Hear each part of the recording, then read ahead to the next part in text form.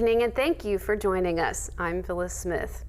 A recent settlement between Chemours, the EPA, and West Virginia regulators over PFAS pollution at plants, including Wood County's Washington Works facility, is drawing skepticism from an attorney who started fighting forever chemical pollution over 2 decades ago. Our Chase Campbell talked with Harry Deitzler about the settlement.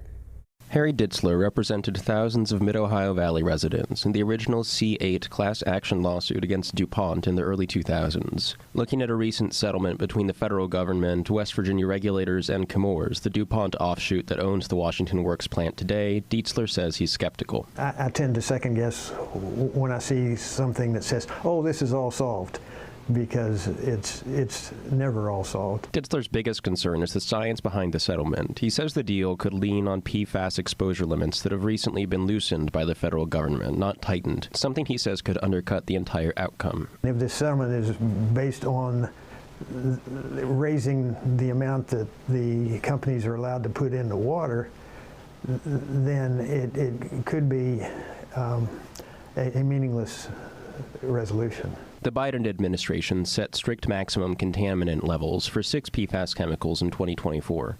This year, the EPA proposed rolling back regulations on all but 2 of those chemicals, including rescinding limits on HFPODA, commonly called Gen X, one of the chemicals featured heavily in the Chemours settlement. That proposed rule change is still under review, and the agency is accepting written comments from the public until July 20th. Deitzler also points to a requirement in the settlement for a 99% reduction in PFAS discharge, arguing that even a small remaining percentage matters when chemicals are measured in parts per trillion. When the amount limited in people's exposure is in the parts per trillion, if you're putting 1% of it back in the water and you're doing it all day long, that's not particularly effective at eliminating the problem. Despite his concerns, Deitzler says the settlement's funding for treatment systems and third-party oversight could be a step in the right direction, but he says real change depends on the company's leadership. It will be solved when the people who run the company over in Wilmington